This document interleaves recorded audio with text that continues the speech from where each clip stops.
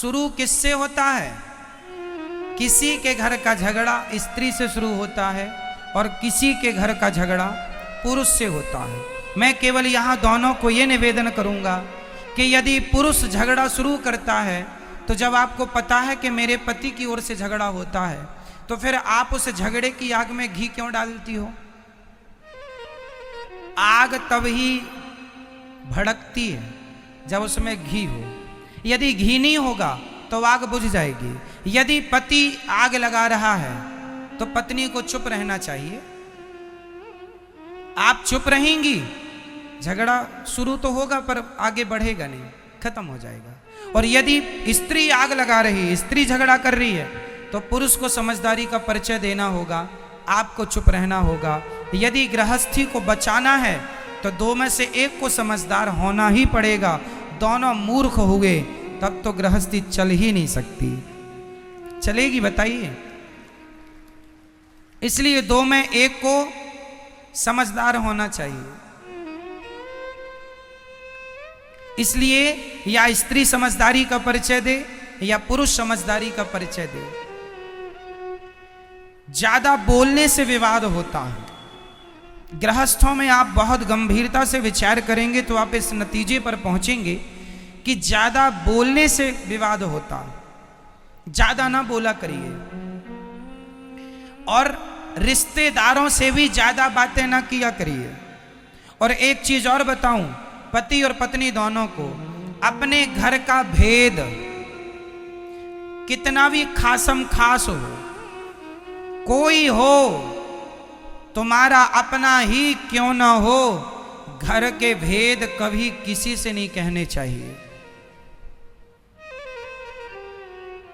घर की बातें, आजकल स्त्रियां पति पत्नी में जरा सा विवाद हुआ जाके पड़ोसन से कह आती हो, तुम तो कल पति पत्नी मिलके एक हो जाओगी, पर पड़ोसन को तो तुम्हारी औकात पता चल ही गई ना।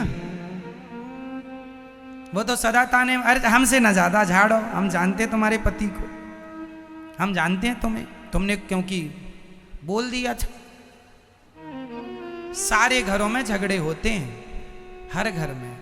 इसका अर्थ ये नहीं कि तुम अपनी बातें जाके पड़ोसन से कह लोगी, रिश्तों में कह लोगी, किसी से ना कहा करो। अपनी घर की बातें, घर के आप लोग अपनी समझदारी से अपने रिश्तों को ठीक करिए। और तलाक देना और लेना ये किसी भी समस्या का समाधान नहीं। तलाक लेके क्या करोगे? माँ बाप के घर बैठोगी? बेटियों से मेरा सवाल है, तलाक लेके कहाँ जाओगी? अपनी मम्मी के घर बैठोगी कब तक? मम्मी जब तक जिंदा है तब तक तुम्हारा सम्मान है। माँ मर जाएगी फिर तुम्हारी भौजाई तुम्हें सम्मान करेगी? सम्मान भी देखो, एक दिन जाओ, 2 दिन जाओ तो सम्मान होता है। घर पे ही पड़े रहो किसी के तो सम्मान नहीं होता। बोलो हाँ या ना? साल में एक बार के लिए घर में भाभी आ जाए, भौजाई आ जाए, ननंद आ जाए तो भाभी भी सम्मान, आओ दीदी, आओ दीदी, आओ बहन। और 2-4 महीने के लिए बोल दे जाऊंगी नहीं तो टेंशन हो जाती, यहीं खाएगी अब। इसलिए मैया बाद में लड़ लेना अपनी भौजाई से। अभी सुन लो, केवल कुल मिला के बात यह है, मैं सारी यहां बेटियों से बात करना चाहता हूं, बहुओं से। कई बार बहुएं अपनी माँ के कहने से अपने पति को छोड़ देती हैं। माँ ने कहा तेरी ससुराल अच्छी नहीं है, पति लड़ता रहता, आजा, हम जिंदा हैं, हम तेरा पेट भरेंगे। ये मम्मियों को पता नहीं कब अक्ल आएगी। बेटियां बताओ, आपसे सवाल है, बेटी अपने पति के साथ सुखी रह सकती है कि अपनी माँ के साथ? ज्यादा सुख उसे माँ दे सकती है या उसका पति? जोर से। एक स्त्री का माँ के साथ रहना उचित है या खुद के पति के साथ रहना जायज है? कहाँ रहना चाहिए? बोलो मेरी माँ। अरे सिर ना हिलाओ, बोलो मेरी माँ। किसके साथ? नहीं निकल रही आवाज। किसके साथ? मां के साथ, पति के साथ। हर स्त्री की भलाई पति के साथ रहने में है, ना कि मां के साथ रहने में। तुम पति को छोड़ के मां के साथ, तुम्हें ज्यादा अपनी मां की गर्मी है ना कि मेरी मां, मेरे मायके में तो सब कुछ है। हम कोई भीख थोड़ी मांगते थे, हम तो 56 भोग खाते थे। तो तुम्हें भी 56 भोग तब तक ही मिलेंगे जब तक मां जिंदा है। मां मर जाएगी, कुत्तों सी जिंदगी जीना पड़ेगा। हाँ या ना? फिर इसलिए अपनी भलाई चाहती हो तो अपने पति की बात मानो, अपनी मां की नहीं। जिन जिन बेटियों ने अपनी मां की बात मानी, शादी के बाद उनका घर उजड़ा है। शादी के बाद लड़की को अपने पति की बात माननी चाहिए। यदि अपने माँ बाप की बात मानेगी तो मैं लिख के दे दूंगा स्टाम्प पेपर में, जो लड़की अपने माँ बाप की बात मानेगी उसका घर कभी बस ही नहीं सकता, चाहे वो कितनी भी समझदार क्यों ना हो। माँ बाप के हिसाब से घरों में बाग नहीं लगेगा, आग लगेगी। इसका एक जीता जागता मैं उदाहरण दे सकता हूं आपको, कहो तो दे दूं? दे दूं? तो सुनो,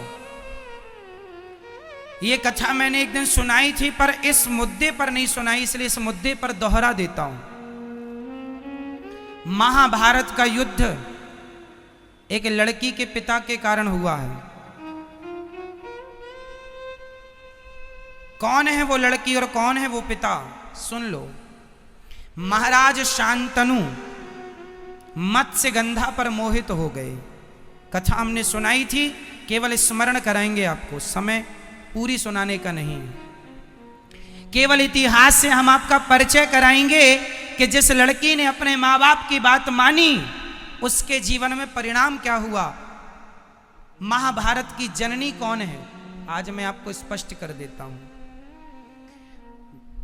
भीष्म पितामह गंगा पुत्र हो चुके थे। शांतनु का एक बेटा था, 14 साल की उम्र थी। भीष्म पितामह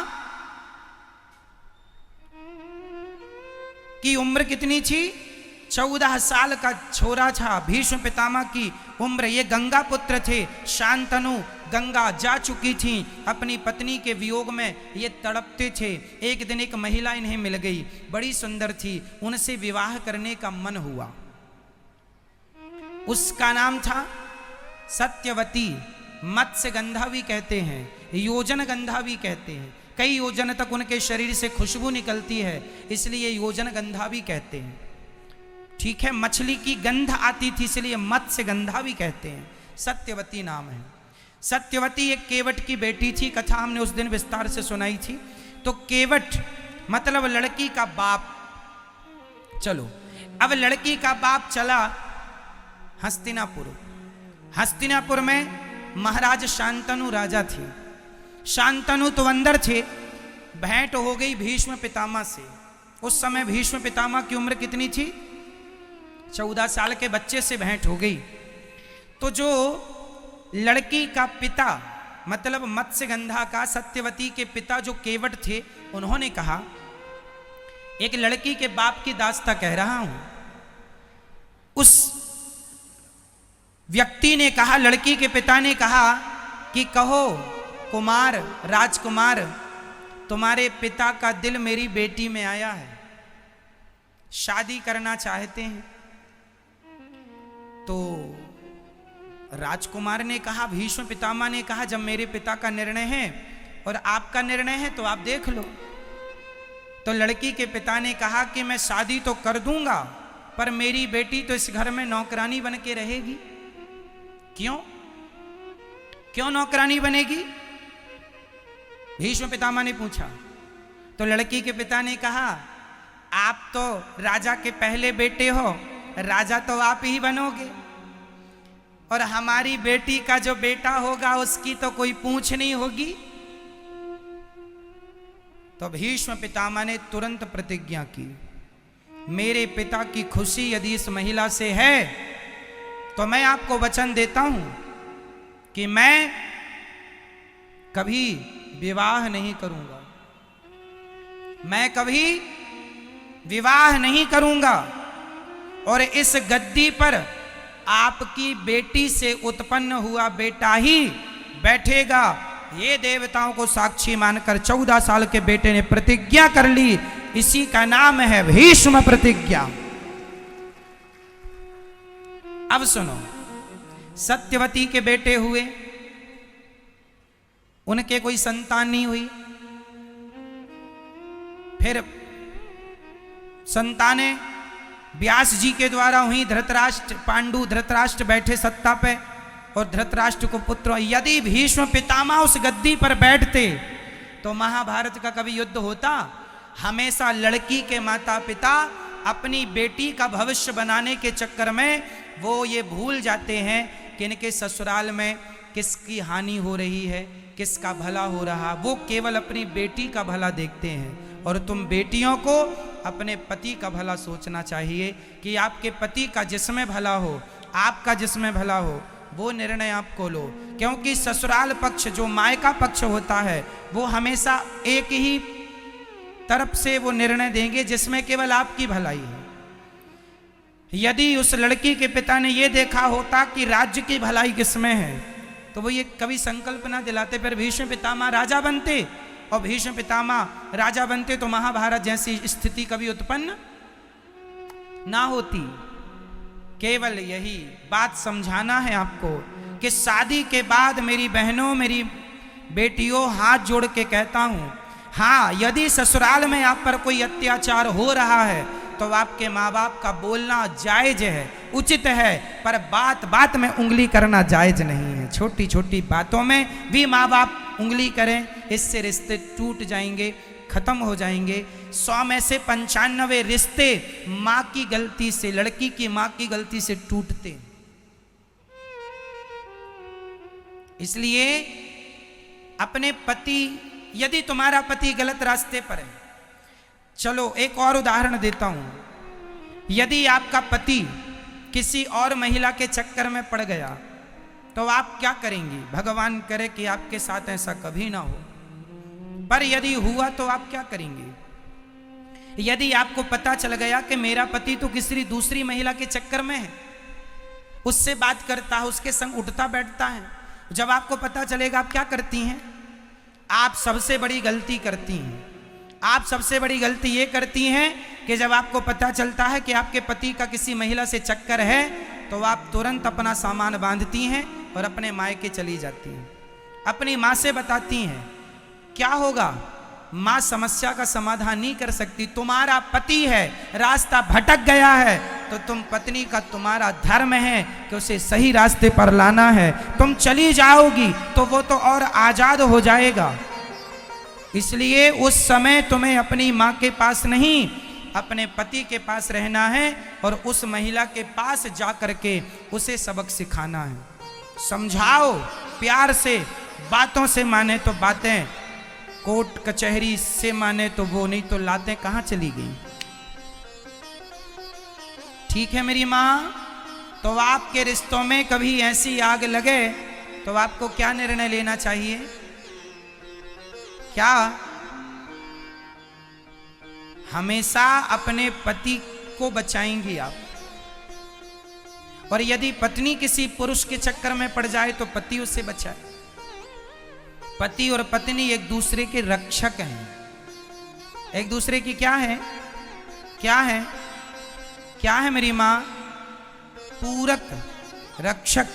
इसलिए कभी आपका पति एक तो रास्ता ना भटके, यही अच्छा है, पर रास्ता भटके तो आप तुरंत अपने पति कुछ भी कहे पर आपको उस महिला को सबक सिखाना चाहिए। यदि हर स्त्री अपने पति के लिए उन महिलाओं को सबक सिखाने लगी तो समाज की महिलाएं डर जाएंगी कि यदि हमने इसका घर बिगाड़ा तो हमारी बदनामी होगी, जमाना हमें क्या कहेगा। आप तो गलती ये करती हैं कि आप उठाए झोला मायके चली गई, यहाँ पति उसके संग मौज करता रहा और तुमने तलाक ले लिया, तलाक लेके घर बैठ गई।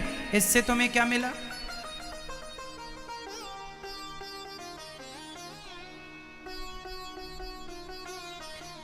तुम्हें ऐसे आदमी के संग रहना है नहीं रहना वो अलग विषय है, बाद में सोच लेंगे। पर अभी तो उसे वो आज के जमाने में न मैया कुछ स्त्रियां ये धंधा करती हैं पुरुषों को फंसाने का। हो सकता है तुम्हारा पति भी उसका शिकार हो चुका हो।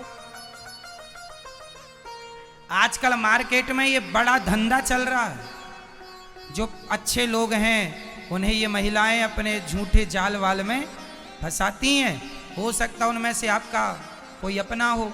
इसलिए हर पुरुष से मैं निवेदन करूंगा, पराई नारी से सदा बच के रहो। पराई नारी कभी तुम्हारी सगी नहीं हो सकेगी।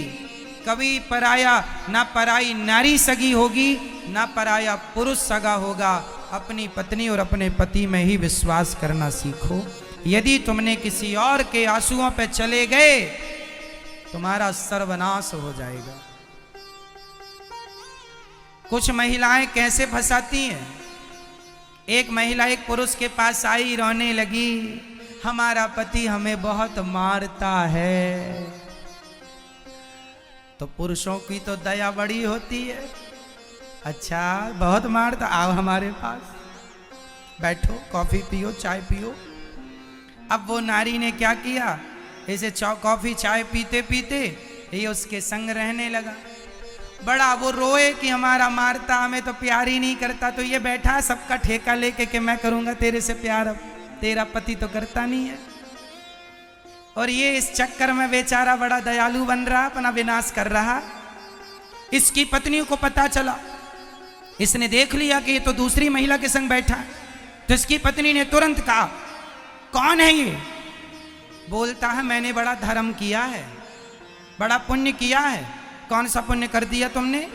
बोले इसके पति ने इसको प्यार नहीं किया, बहुत डांटता है, बहुत मारता है, तो मैं इसको प्यार करता हूं। अब तुम भी मेरी पत्नी हो और ये भी मेरी है। लो ये कौन है? इन्हें क्या कहेंगे? क्या यही गृहस्थ जीवन का धर्म है? रोते हुए की मदद करना अच्छी बात है। विपत्ति पे किसी के संग खड़े हो जाना अच्छी बात है, पर किसी विपत्ति का आप उससे उसके बदले में उसका चरित्र मांग लें, ये बहुत बुरी बात है कि तेरी मदद मैं चरित्र के बदले करूंगा या करूंगी। इन चक्करों में ना पड़ा करो। समाज बहुत गलत रास्ते पर चल चुका है, बहुत गलत कदम बढ़ चुके हैं लोगों के। समाज में क्या क्या लोग कर रहे हैं कहा भी नहीं जा सकता। क्यों मैया, बहुत कुछ हो रहा समाज में या नहीं? तो ऐसी गंदगियों से आपको अपने पतियों को बचाना है, अपनी पत्नियों को बचाना है और आने वाली पीढ़ी को, बेटा और बेटियों को बचाना है इस गंदगी से।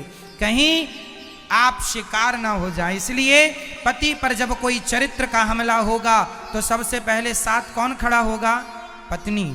और पत्नी के संग पति, और एक दूसरे के चरित्र की रक्षा करो, एक दूसरे के काम आओ और प्रेम से गृहस्थी निभाओ। एक दूसरे से प्रेम करो। पत्नी पति से प्रेम करे, पति पत्नी से प्रेम करे। जैसे हमारे राम सीता से प्रेम करते हैं और सीता राम से प्रेम करती हैं, और दोनों से प्रेम हो और दोनों पति पत्नी मिलकर दोनों भगवान से प्रेम कीजिए। यही सदगृहस्थ है, यही गृहस्थी है मेरी माँ। मैया समझ में आई बात?